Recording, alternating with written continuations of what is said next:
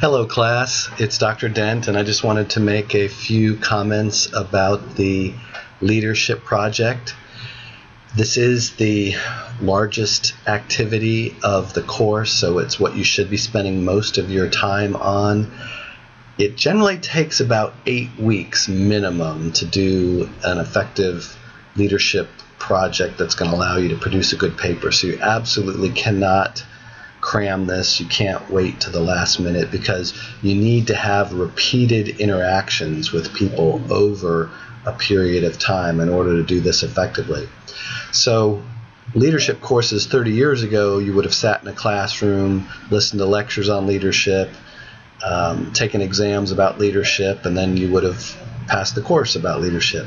But today, the way that the courses are being offered has changed so that they still have that intellectual component, but most of them also have an active component so that you have to go out there and lead something. So that's what this project's about.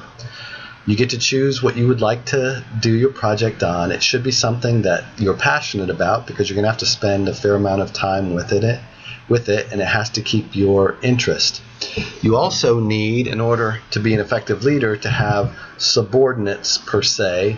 Now, these don't have to be people who report to you directly, but they have to be friends or colleagues or coworkers who are willing to work under your direction on this project that you are passionate about.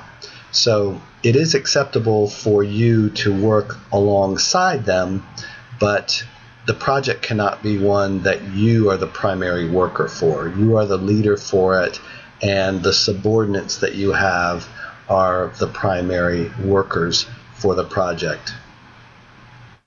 So if I had to boil leadership down to one word, I would say that it is about influence.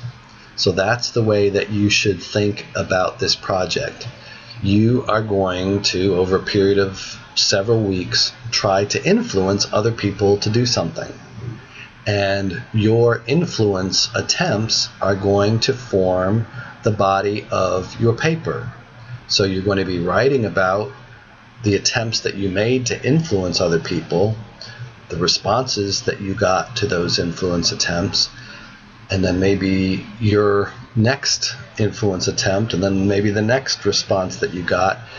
And hopefully you will be using concepts from this course to determine what strategies you use when you try to influence other people.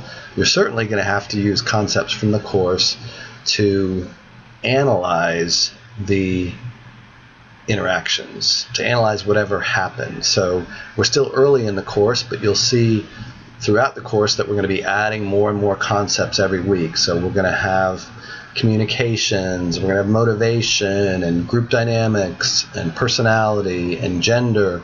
So all of those are possible lenses for you to use to analyze the interactions that you have. So keep in mind throughout this whole process that I'm grading your knowledge of the course concepts. So you have to demonstrate that knowledge in your paper. So to me, I think of a good paper being about 10 different course concepts that you use as lenses to analyze various interactions. And if you have a number of interactions and have 10 that are each about a page long, together with your introduction and so forth, that will get you to the minimum of what's listed in the syllabus for the page length.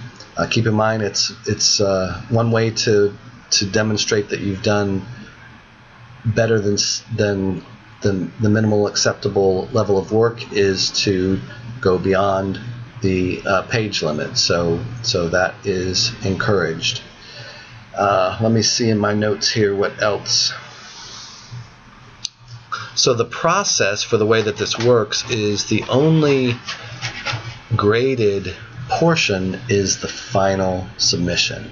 So I have several interim submissions, and the whole purpose behind those interim submissions is to try to make your final product as good as possible. So I will give you feedback on the interim pieces, and the feedback should steer you toward a better and better paper so that you can have the best possible grade on your final paper.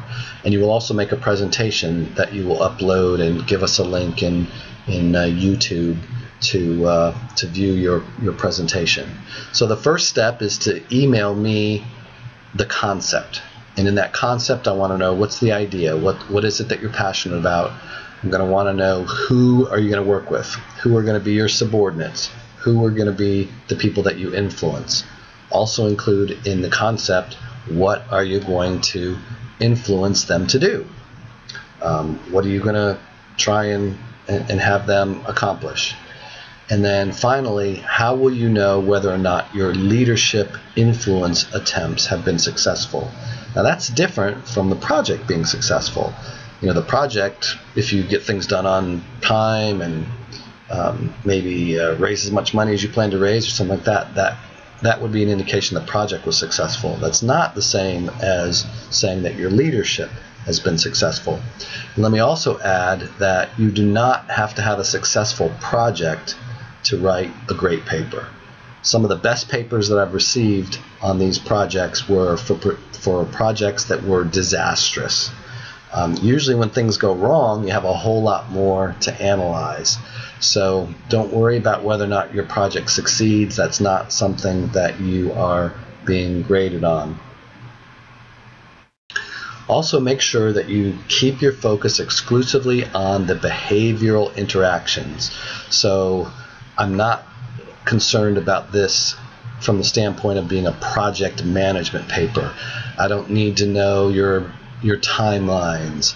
I don't need to know how often you're having meetings. I don't need to know what materials are involved and how you're buying the materials or how you're procuring the materials or any of those logistical details. They're important for your project, but they're not important for your leadership paper. So keep the paper on the topic of your leadership interactions. So guess who the primary subject of the paper is? It's you. You are the star of this paper. So most of the sentences in your paper, different from a research paper, most of the sentences in your paper will have you as the action figure. I said this to June. June responded to me in this way. That seemed strange to me because I would have expected this sort of response. So my next reply was to say this, and use all of that then to form a basis for analysis using course concepts.